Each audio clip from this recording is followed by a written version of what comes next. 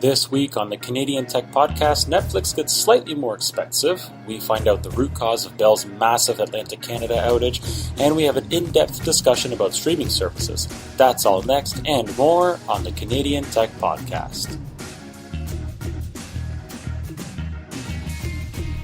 The Canadian Tech Podcast is sponsored by Olio Digital Labs. Olio are the planners, designers, and developers of the apps used by some of Canada's biggest brands. Find out what Olio can do for you at oliodigitallabs.com. And we're also sponsored by CodeShip, continuous integration and delivery software that lets you ship your apps with confidence. Both CodeShip Basic and CodeShip Pro come with a free plan that grants 100 builds per month, unlimited projects, and unlimited users.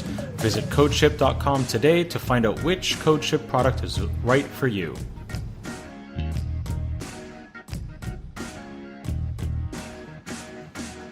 Welcome to the Canadian Tech Podcast, episode 128 for Sunday, August the 20th, 2017, sponsored by Olio Digital Labs and CodeShip. My name is Stuart Clark. And my name is Derek Silva. Well, Derek, we took a break last week. You were on vacation, a well-deserved vacation, I'm sure. Thank you. Yes, we did. But we're back in action this week with a nice quick show to almost, unfortunately, end off summer. The unofficial summer of July and August, but summer's still going to last until September 21st in my books, as it should. Right. So, yeah, no, and I always consider it once the kids go back to school, that's it. One thing I won't miss, and you tweeted it out earlier, was the heat, the humidity. Mainly more because, and I wouldn't want to disappoint all the people that actually, liked that tweet that you put out. I've taken names, so I'll have words with them later. One was our lawyer, even Susan Toth. Oh, did she? I didn't see that. Yes, I'm very disappointed. Who did we have? We also have Jess. We had Jess, Shauna Ray, Shelley Carr, and Cheryl Roth. Sorry, it wasn't Susan. Cheryl Ruth. Not Susan. But if she hears this, though. Yeah, she will. She very well she may. Will. She likes the hot weather. But no, actually, it was because I was working my little tail off today. We were clearing out the storage unit, some of the larger pieces with my neighbor in our minivan. So we're seeing the end of that tunnel, hopefully very soon. We had some large antique mirrors to do, and it wasn't too bad. All things because it was actually hotter in the loading bay of the storage place than there was a nice breeze. So it wasn't too bad. But yeah, I hate the heat. Yeah, there was a pretty good breeze, but yeah, it really depends on where the door to your storage unit was. Yeah, like which direction it faces and all that other fun stuff. Well, ours is indoor, so it's not too bad. But just there's an indoor loading bay where mine is, right? And they don't have the AC that goes out there, so it was a bit warm when we were loading, so that's fine. So, okay, let's get right on to the quick hits then, Derek. Let's do that. Effective immediately, back on August 10th, Netflix increased the prices for Canadian subscriptions for new customers. And existing customers have a few weeks before they'll have to start paying the higher prices. The basic plan now costs $8.99 per month. The standard plan costs $10.99 per month. And the high-end plan, the premium plan, which lets you have 4 different streams at once, access 4K content and all that other fun stuff, now went up by $2 to $13.99 per month.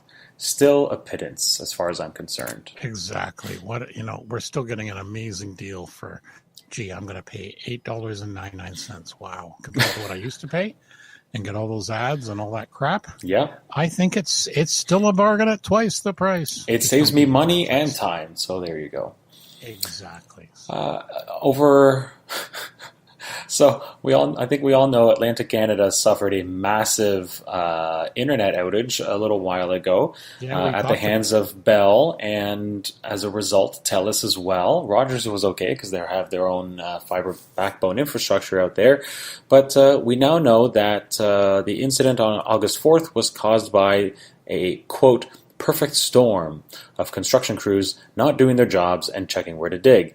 There was a logging company who made a cut near Richibucto, New Brunswick, in a heavily forested location that was incredibly hard for Bell repair crews to locate exactly where the issue was, get the necessary equipment in there, make the fix, etc.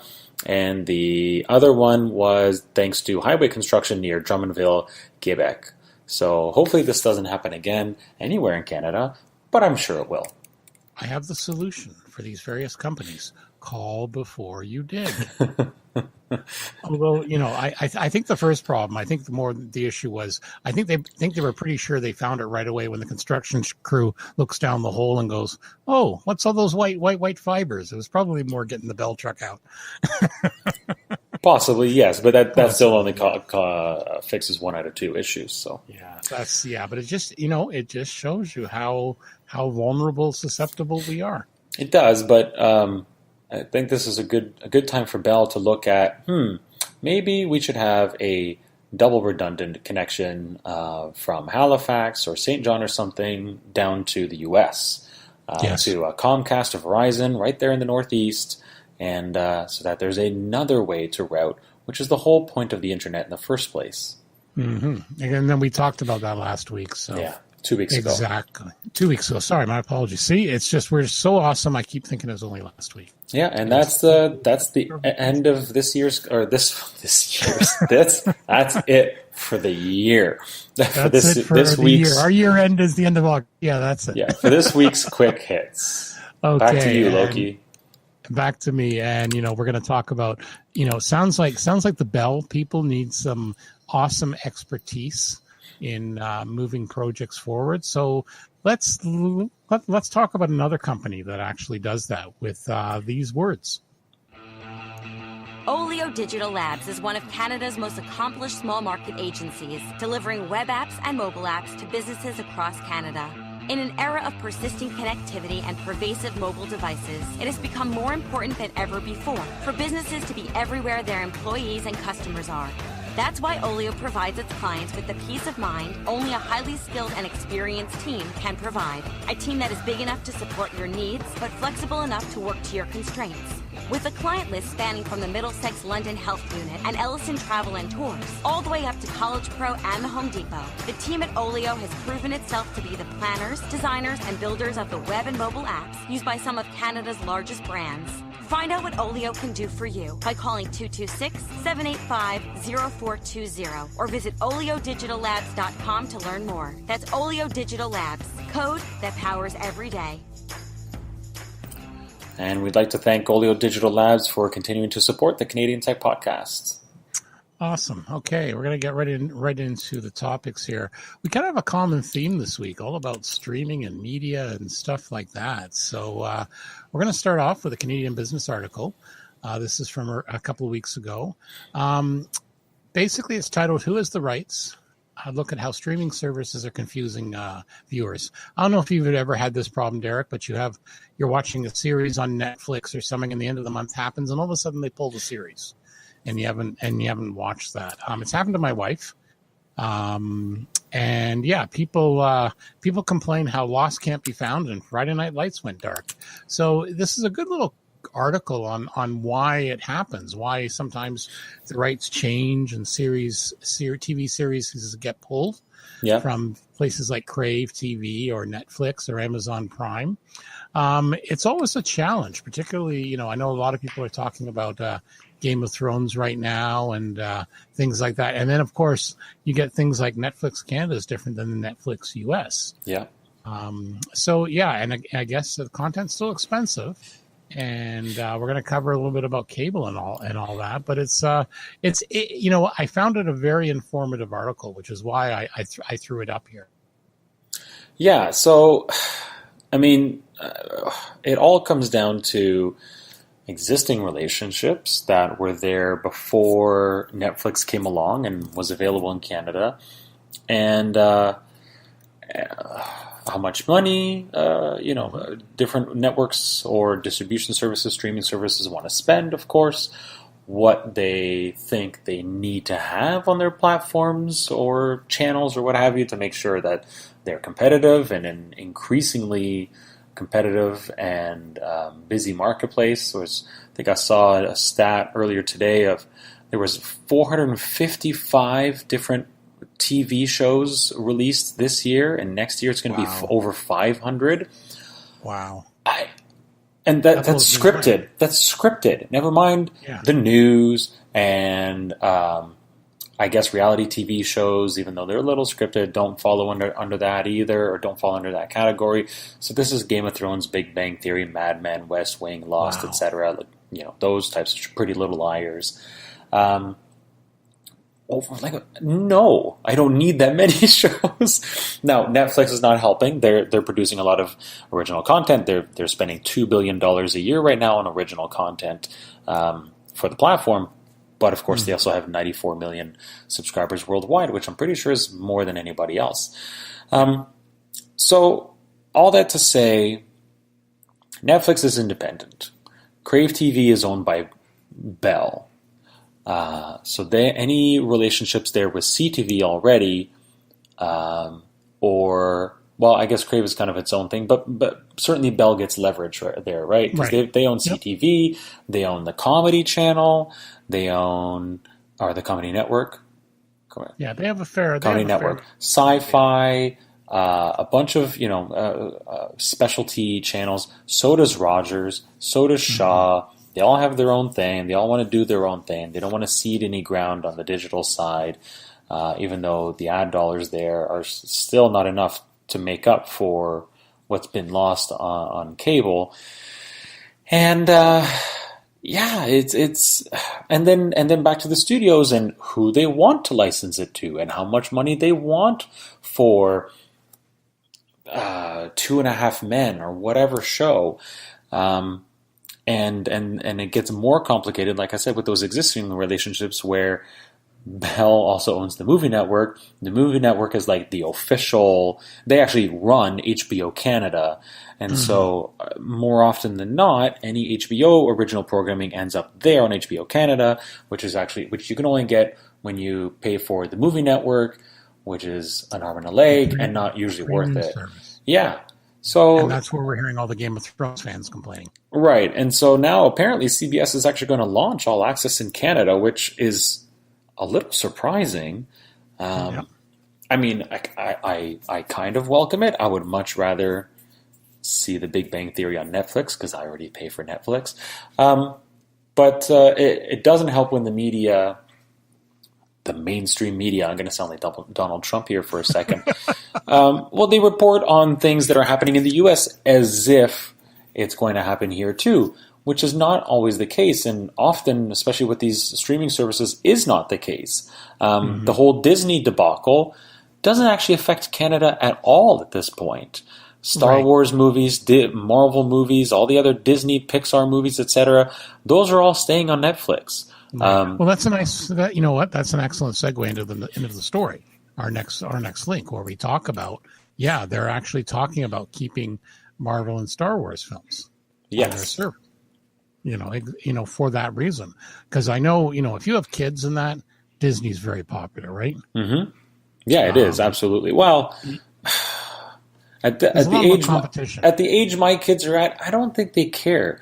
They don't. There's no particular affinity for one studio or another. Not the way it was when I was 8, 9, 10 years old, where I had friends or friends. My parents had friends whose kids I happened to know, and they were obsessed with Aladdin and The Lion King and The Little Mermaid and whatever else. My kids don't care. My kids just want to see good stuff. They don't care who it's from. So, like a Disney branded service, I'm out.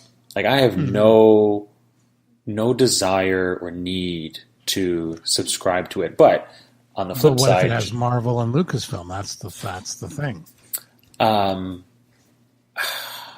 I don't know. That's what's going to make it challenging, right? Yeah, but that's the thing. At the moment, that's a non-issue for Canada specifically, or Canada anywhere outside of the U.S. That's a non-issue. This is at the moment a very U.S. specific thing. Disney's actually already running their own streaming service in the U.K., which is probably their toe in the water. They bought the majority stake in the company that does all the streaming technology for MLB, MLS, NHL, HBO, lots of other acronyms, and are launching that ESPN branded service for that very reason. But that, of course, will be very U.S. specific and U.S. focused at first. Sure, it could expand, but that's not in the cards right now. So it's not something we have to worry about at the moment up here north of the 49th. Mm-hmm. Mm-hmm. Definitely. But, again, it's just interesting to show how much trends are changing. And, in some ways, all three of these stories here, like you mentioned, the CBS streaming service. CBS is going to bring a streaming service coming to Canada next year. Yeah. So our good friend Michael Geist basically, talked about it. That's going to be a real issue for Canadian broadcasters, because right now our Canadian broadcasters, they rely on a lot about, getting to throw their ads on things like you say, Big Bang Theory and some of the bigger shows, the U.S. programming. Well, and I gave the example pre-show. It may not be the perfect one because we're talking NFL, but if I want to watch the Super Bowl with the U.S. ads, I'm not going to watch it on CTV. Right. I can, throw it on my CBS streaming service. So, yeah, it's definitely a changed landscape. Like, I know Bell has long-term licensing agreements with CBS. Yeah. But again, I was just about to say that CTV and CBS are like this, and you can't see this, but this is me crossing my fingers. Yep. But it's going to be interesting to see what happens, if you can start getting it directly. And that's where, a lot of people have been talking about, like, and we've mentioned here, people complain about they have to pay for a premium service to get Game of Thrones. Like my wife, she didn't watch season 6. She waited for season 6 to come out on DVD at the library. So she went and got those, and she's just about caught up there now, and she'll probably do the same, because we're not going to pay for premium for one show. There's just no way. And if you want to do the right thing, that's what you have to do right now. So, it'll be interesting going forward where even though we still don't have a true a la carte system, we might eventually get to that. Maybe not on individual channels, but individual services. You'll have a subscription for Netflix. And then if you find, well, there's a couple of shows I always watch on CBS or ABC, well, I'll just get CBS.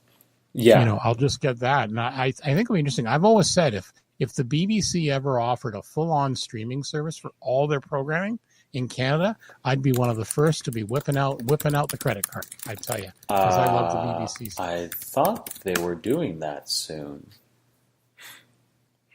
I'm trying to figure out. Yeah. I'm very happy. Yeah. Looking it up. They were going to... Oh, here we go. I also want cricket, though. I want cricket. If I can't get Test Match Daily, I'm sorry, but BitBox. Yes, BritBox. Yeah, so BBC and ITV together in the US, they're available starting in March. So it might not be available here yet. But actually, I remember hearing about this, and I looked into it, but a lot of it was older stuff. Oh, okay. Yeah, which isn't the best, thing. Like, I want to be able to watch the current stuff on BBC. Sure.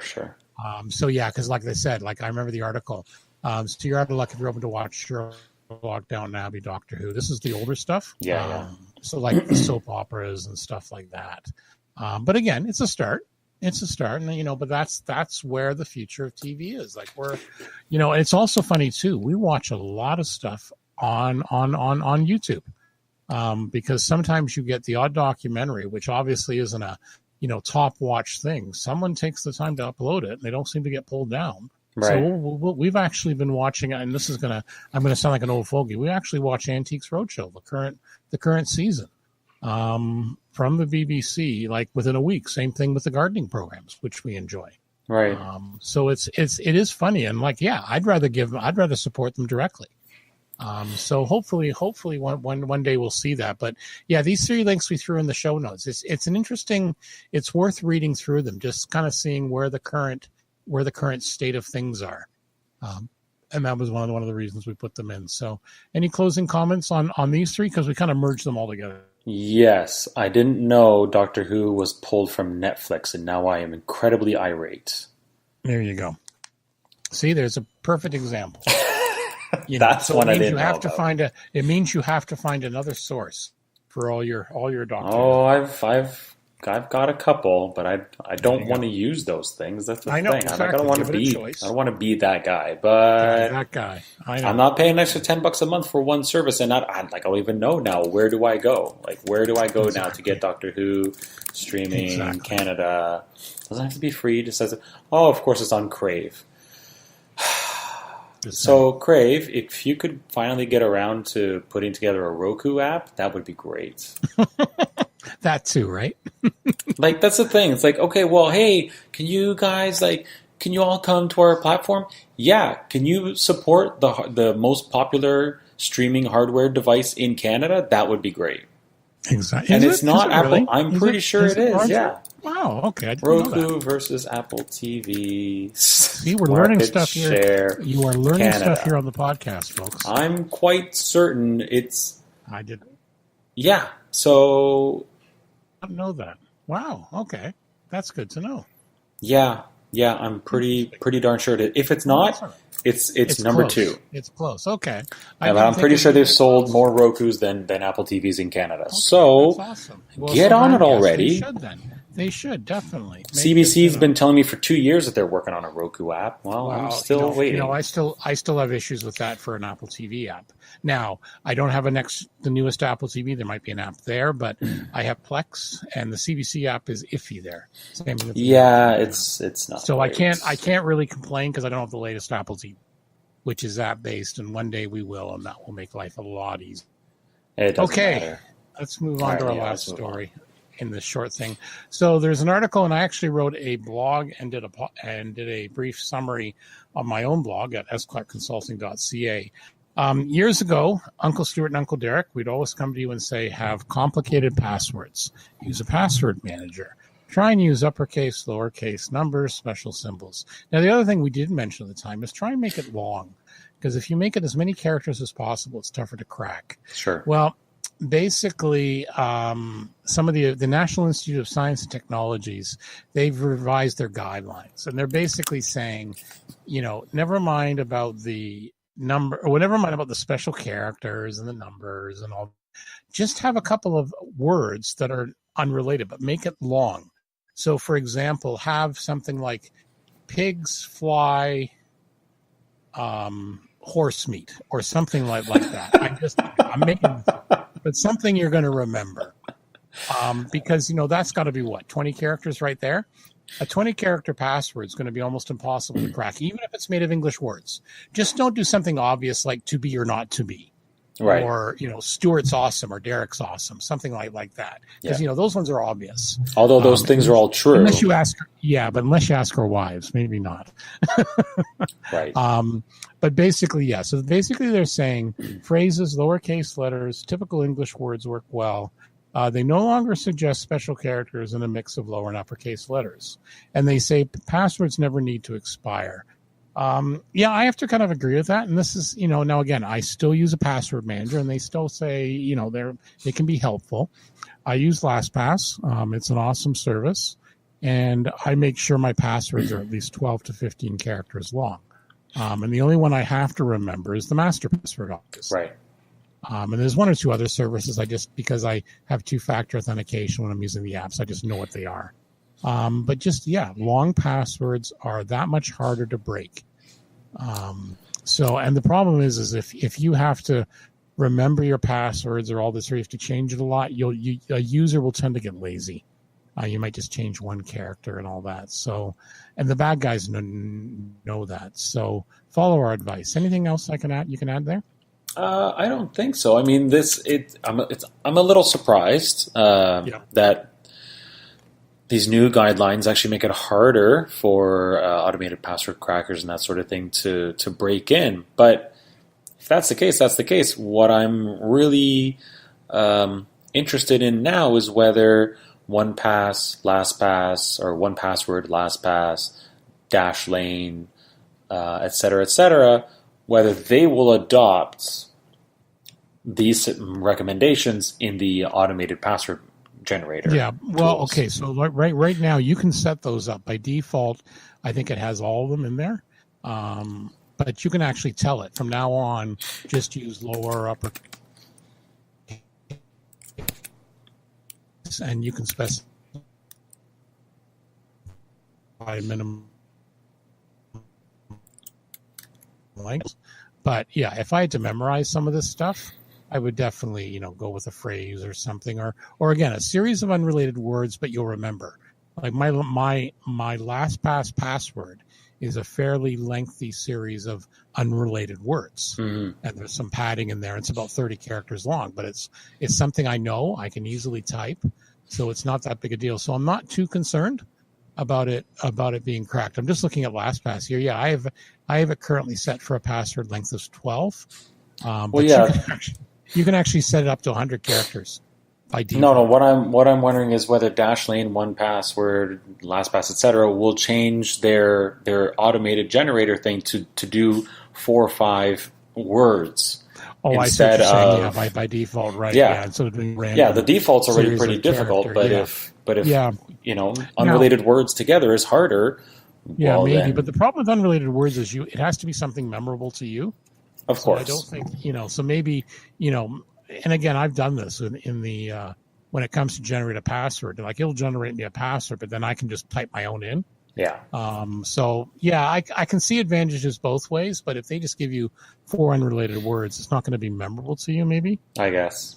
So, well, you know what though? At least if I think they should introduce the option though. Like, do you want these random, random upper lower number symbol etc. passwords, or do you want us to throw together a bunch of words? You know what? I have the ultimate password, although I'm going to say it now, so I'll never. So now you can't use it. No, but that's fine. But here's one the bots will never figure out. Leafs win the Stanley Cup. They just won't consider it. Or better yet, Canucks win the Stanley Cup.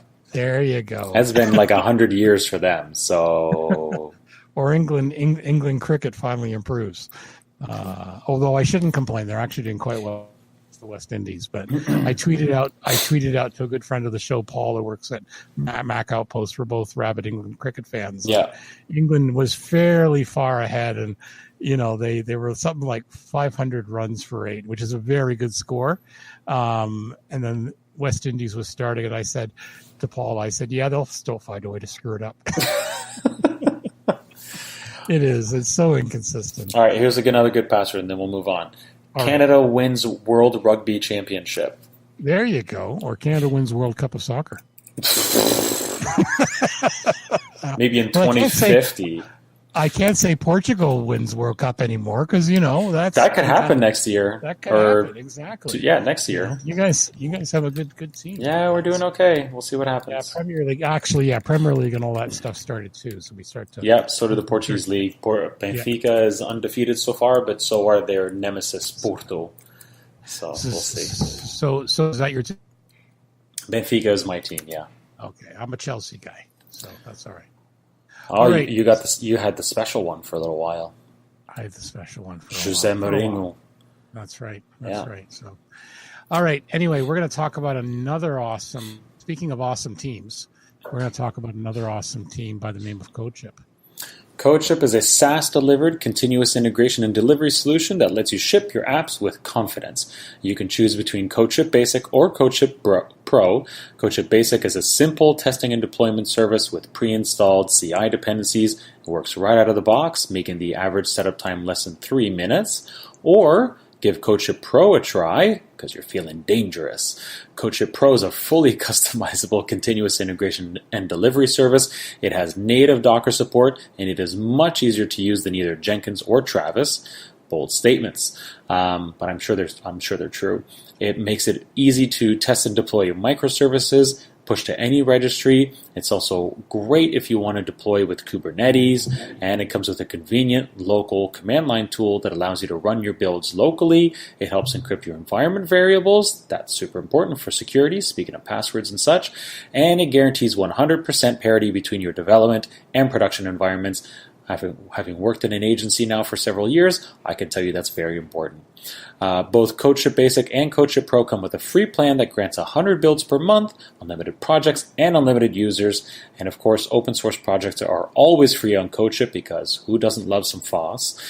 So visit codeship.com today or check out codeship.com/features to find out which CodeShip product is the best fit pour toi.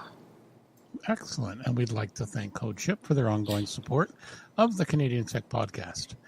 Okay, moving on. Stuff we like. I managed to get this one in first. So Solar Eclipse on Monday, kids. Around prime time's around 2. Lasts a couple of hours here in southwestern Ontario. We're going to get a 75% coverage. Don't look at the sun, kids. Unless you bought official, proper developed solar viewer glasses like I did. Five pairs for the fam and I. 5 pairs. I'm going to have to come and roll you for those. I think they're hard to find right now. I bought mine on Amazon. I double checked everything. I triple checked everything. They're from a vendor that NASA recommends. They've got all the necessary labeling, and man, I'm looking at the light above my kitchen table right now, and I can't see anything. You can't see a thing. Exactly. I can't see a thing, which means these will probably work just fine. These are probably good. No, that's good. I know the kids will enjoy it. But yeah, if you get a chance, check it out. If you don't have the proper gear, there's a lot of places doing viewings. So London Public Library, we're doing one there. Right. The Observatory at Western, if you're in the London area. And my good friend Alex Westman up in the Telescope guy, he's doing one near Granton. Oh, cool. And the first Lucan Boy Scouts will be there selling some treats and all that. That's too far. That's too far north. I know. You got to get as far south as you can. I know, but for them, you'll still get 75%. But yeah, true. It's something decent to check out. It's always kind of cool. Now, of course, the weather is conspiring. I don't know what it is. In the last couple of years in southwestern Ontario, anytime we have a major astronomy event, the clouds conspire. So right now they're calling for 30% chance of rain, which probably means 60% chance of clouds. But you're still going to notice it gets darker. And guess what? You can always have live feeds. That's true. But I want to see them. Unfortunately, I've got to consult in a meeting from 12 to 2. But if I get a chance, I'll tweet out some links to some live feeds, and I'll make sure I threw them on the podcast link. I'll do that too. Check that. Excellent. Okay, and what do you have this week, sir? I have a, little known service called Speak Out Wireless, which is from the venerable company of 7-Eleven, the corner stores. So I was on the hunt, which is going to bleed. This is going to bleed into my "What are you up to lately?" So I think I'll just do that if that's right with you. Okay. I was on the hunt for a better solution to Cleverhost's phone needs, rather than this service called Text Now that I've been using for a while. But most times when people call the current Cleverhost phone line, it doesn't ring. The app on my phone doesn't ring, and then you leave me a voicemail, and then I get the push notification that I have a voicemail. Well, it would have been nice to know somebody was calling in the first place. Because then they can hear a real voice and experience that true awesome customer service. Right? So I've been growing incredibly frustrated because it's actually getting worse rather than getting better. Okay. And so I was like, okay, well, I can buy a phone and pay monthly. That's a lot of money for something I don't need that often. Mm-hmm. And then I remembered, hey, I've got this feature phone I bought in Portugal last year, and it's not doing anything. So I did a bunch of research. I figured out how to get the phone unlocked. I did that. That only cost me $18. Wow. And then, while I was doing that research, before actually unlocking the phone, I thought, okay, I got to find the service I'm actually going to use. I want an old school prepaid service where I don't have to load up or top up or whatever you want to call it until I've actually used all the money that I previously topped up with. Because top-ups that only last 30 days... That's not a prepaid service. That is effectively telling me it's prepaid, but it's really postpaid because I need to give you money every month. So the only one I could find was Speak Out Wireless from 7-Eleven, and their top-ups last a year. Awesome. Which is what Virgin used to do, and Kudo used to do, and Fido. Rogers used to do it years ago too. Yeah, everybody did. I was like, oh yeah, they'd last 3 months or a year, or maybe unlimited because you're old and you don't want to use the phone that often. It's only for emergencies or whatever, or young and just don't want to use the phone, whatever. Right. And Speak Out. The nice thing about Speak Out is that it uses Rogers' network. So it was easy to find the network specs for the phone. It was easy to find the network specs for Rogers. I made sure everything matched up. So the phone's unlocked. I'm getting a SIM card, and I'm confident, having already been a past Rogers/Fido customer, that everything's going to work out well. So I'll have a new phone number for Cleverhost soon. I will announce that. And so I'm looking forward to it. So, which leads into what I've been up to. Well, I unlocked a feature phone that I bought in Portugal last year. I'll be using it for Cleverhost soon on Speak Out Wireless's MVNO. So it's Rogers Network. Took a week off work, as you mentioned. I enjoyed a bunch of time with some family visiting from Portugal,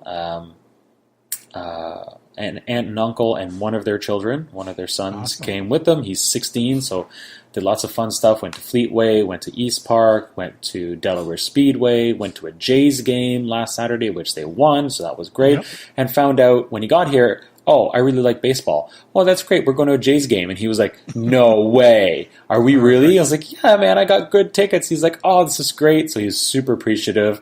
Also rode the GO train for the first time that day. Yep. So, and my oldest son came too. So he got to ride the GO train, which he was quite excited about. Cool.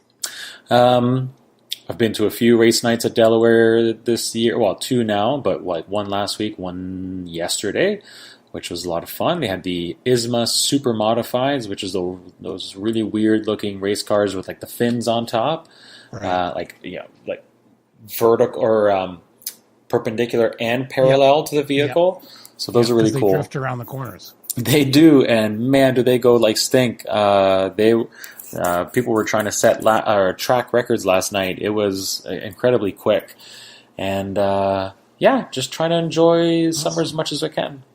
How about you? Well, as for me, I'm still doing some job hunting. Had an interview this week, so hopefully something will come of there. Waiting for a few other places to get back to me. Been playing around more with some video apps. So training myself in DaVinci Resolve. Right. So that's been kind of fun for the YouTube channel. I did score a dynamic microphone from a local auction site. It's a $70 microphone for $5, and this is what I'm currently talking to you on. So I think it sounds a lot better. It's a little bit less hot, so we don't hear if the chair creaks or the cat's meowing or whatever. And I also started a new podcast at my side gig site, sclarkconsulting.ca. Nice. That is a shameless plug. sclarkconsulting.ca. So I did that and kind of, as I said earlier, working on the storage unit and just kind of getting some stuff done, trying to keep cool when I can because it's bloody hot. Yes, it is. All right, and I'm okay with that. That's all right. I know. That's good. So I got to ask you, when you got your new phone plan from 7-Eleven, do they give you like a free Slurpee or a Big Gulp? No. Damn. What's with that? You know what? Okay, here's a completely random, unrelated little factoid. Now, this is from 20 years ago, but do you know how much it actually cost 7-Eleven to give you a Big Gulp? 20 years ago, I'm going to guess about 20 cents. Nope. Cheaper? Nope. 3 cents. Wow. 3 cents, including the cup, the syrup, and all that. I know. I remember I used to go to a college with a guy whose girlfriend at the time worked at McDonald's, and she said that a Coke cost about 5 cents. Yep, exactly. And that was in 2003. And why do you think they give them? Why do you think they sell them for 99 cents? Yeah, all summer it's only $1. Yeah, it's still massive profit margins at $1. Yeah, it's a huge profit thing. I remember when I used to work night shift. Again, another useless factoid. When I used to work night shift in the computer room years and years ago. When I left, and this is back when I had more of a stronger stomach, you'd stop in a 7-Eleven on the way home and get the dicey, the shady looking nachos, scary cheese. You remember those, or the cheeseburgers and the foil wrap? I've had them once or twice. Yeah, exactly. And I wasn't even drunk at the time. Go figure, eh? No, but this we were saying before the show. There's not many 7-Elevens. I think there's only 2 in town now. Yeah, the one in Strathroy closed. They went through a massive downsize, but as long as Speak Out's working, I'm fine. There you go. You're a happy guy, and you'll just have to get your giant Slurpee at McDonald's or your giant Pop Big Gulp at McDonald's until September. Then it goes up in price. Yes. Okay, I think that's it. It's a short and sweet show this week. Just under 40 minutes. Anything else we need to cover? I'm good. Okay, so don't forget to review us on iTunes, Google Play, TuneIn, Stitcher, Player FM. We added anyone else lately? I don't think. iHeartRadio. iHeartRadio. Okay, Yeah, have to add their app, their website. You should be able to find them there if you're logged in or if you have the app. I haven't downloaded the app yet, but we did get accepted there, so you should be able to find us. We'll have to add that link. And you know what's good about iHeartRadio? Because isn't that the same one that our good friend of the show, Carmi Levy on CJBK, he does? I think you're right. Yeah. So there we go. You can listen to our good buddy Carmi and then us. Or us first and then Carmi. We'd probably prefer that. No, we'll give a shout out to Carmi. He is one of the hardest working guys. He's here, there, and everywhere. Absolutely. Tech stories on the CTV networks. Okay, so also we have a Facebook page. Don't forget to share there. We have a Twitter account. All that good stuff. Or also send us an email at contact@canadiantechpodcast.ca to let us know what you think of the show, guest suggestions, etc., etc. We are lining up some more guests to have. I know those have been popular things, so we'll hopefully get some more from that in the summer. Yeah. So, on behalf of us, no, that's not how I wanted it. For episode 128 of the podcast for August the 20th, 2017. My name is Stuart Clark. My name is still Derek Silva. Thank you, and be well.